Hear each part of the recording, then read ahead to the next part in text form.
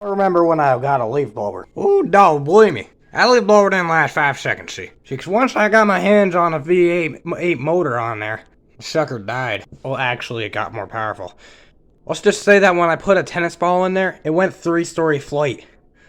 Down to my next door neighbor's garage. One day my dad told me, go out there and go and throw the ball for the dog. Oh, believe me, I definitely did. I shot that sucker, but did the dog fall? Oh, yeah, he definitely did.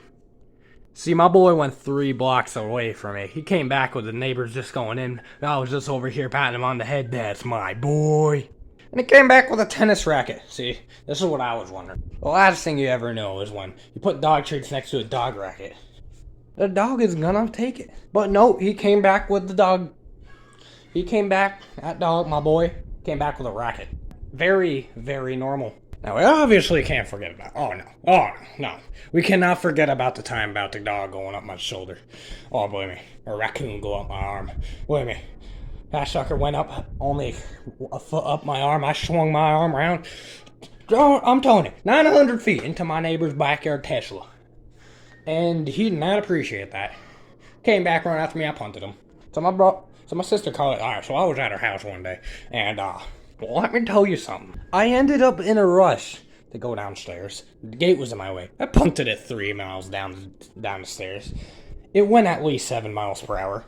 And the stairs POV is watching like a shooting star over there. That sucker went at least 700 miles an hour going downstairs. My sister Carly walks around the corner. She looks up at me. It's about the time I think, oh, fucked up. Oh yeah, I did. But hey, when the window was in view, it's at least the 4th time of a week I end up on the roof, you know. We're not gonna talk about the times I do that today. So some people saying they're more hard-headed than me, but I'm telling you. So see, I'm just a hardhead. Some other people are just dumbasses, and then some other people are just pretty intelligent. So now I'm telling you, that's probably not in my handbook today. Cause let me tell you something. That sucker comes flying at me. I'm using my head first. I'm using my head within 3 seconds. And no, it's not by thinking. See, when they say I'm using my head, I'm headbutting that fucker. See, that sucker's going up to the other end of the moon. Expect it. You expect that going to the other moon, you'd be damned. Because one time I was, happened to, dash it. Ball came over, I hit it with my head. Fucker was in the pool. 5 seconds later, I had to get the dog out of the pool. I'm not gonna talk about that, though. Oh, it was great, because, by the time I got the dog out of the pool, he chased me. Didn't last long.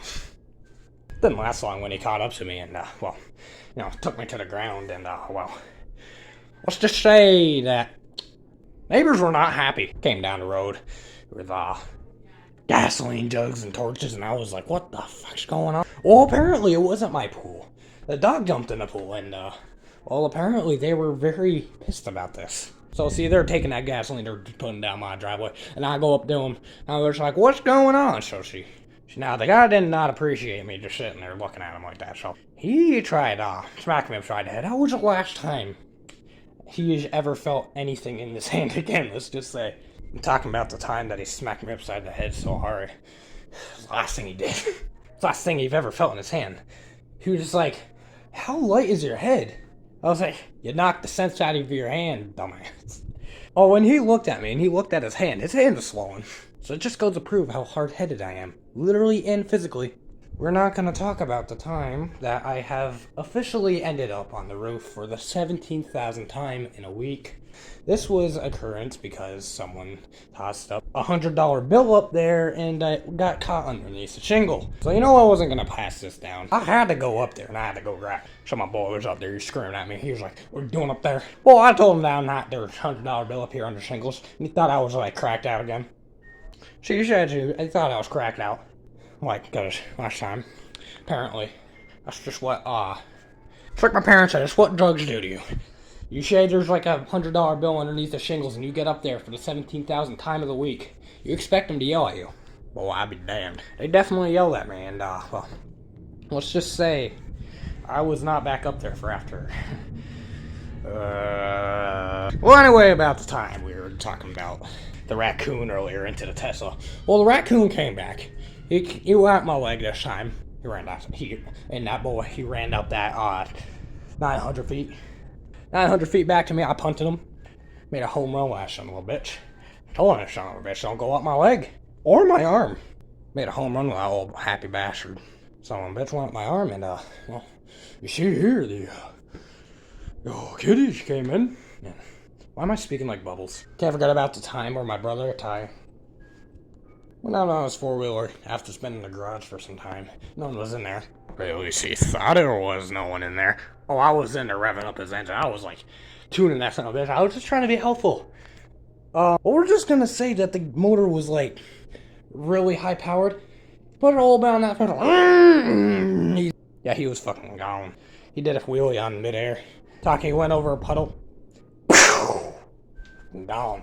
He went over a puddle and yeah, for God, he like almost did a 360 in the air. I mean, that's how bad the engine was. I mean, I don't know what I put in that thing, but apparently that's it's apparently what gets the jet turbine going. So actually, I promise you, I did not rob an airport. No, I'm saying I did not rob an airport. I didn't rob an airport for their engine parts. I'm just saying that he was a little too dumbass to go a little too fast on the sucker.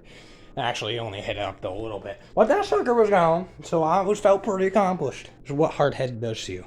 So he wasn't really taking the bait here when I actually said there was a raccoon on the roof. Well, there definitely was. See, so the thing is, we got a lot of birds up there. Well, let me tell you something. Fucked up everyone's day. Raccoon was scratching at the shingles, and shingles were torn off. Someone had to go up there and fix it. Well, it was my turn today. So I went up there, caught the raccoon, kicked that sucker off the roof. He was climbing back up. I was like, oh, fucking shit again. So let's say he came up the roof, and I gave him 75 Mike Tyson cracks upside the head. It didn't last long. My dad came up here, started yelling at me. He's like, what the hell is all that noise going on up there? Oh, he seemed pretty pissed too. I mean, I looked in his eyes. He was that is the opposite of what I would do. I would never tear the shingles off a roof. See, that was all the raccoon's fault. So, he didn't believe me. So, next thing was, I had to go and scrape bird shit off the roof of the barn for, I don't know why, but apparently it was a very handy-dandy punishment. I don't know what. He said I ripped the shingles off the roof, kicked the raccoon. The raccoon came running over, heard a pow in the woods. He put the sucker down. Oh, he definitely knew. Believe me, he knew. See, a raccoon, he was, so he went up my leg earlier. One time in the neighbor's Tesla. This time tore the shingles off the roof. Third time, now he got blasted in the face. I was just like, fuck you, bitch. And that bitch wasn't having it, because he woke back up. I was like, how the fuck? And then, just say at that moment I had enough, and see, I happened to grab a hold of its tail, and it did not like that. Swung out like a lasso like the old cowboys in Guns N' Roses. And let me tell you something, that was the first raccoon. Small step for raccoon, one giant leap for one animal at a time. I threw that son of a bitch to a moon, didn't appreciate it, and this is why you never mess with, what do you call it? I don't know even what you call myself. I mean, raccoon went up my arm and my leg, and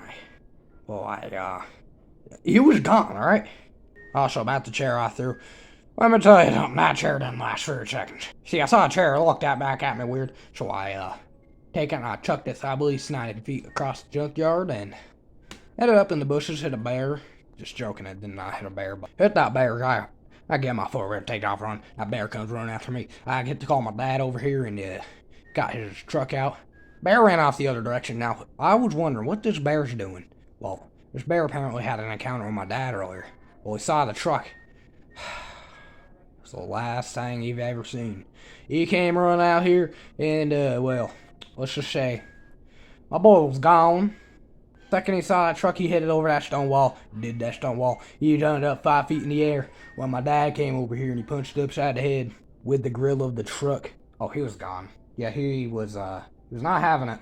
He ended up climbing a tree to escape my dad, but my dad saw him earlier and he was, let's say he took the, let's just say that he ate the livestock that he got in his trap, and he ate the livestock at the farm. It did not go so well for him.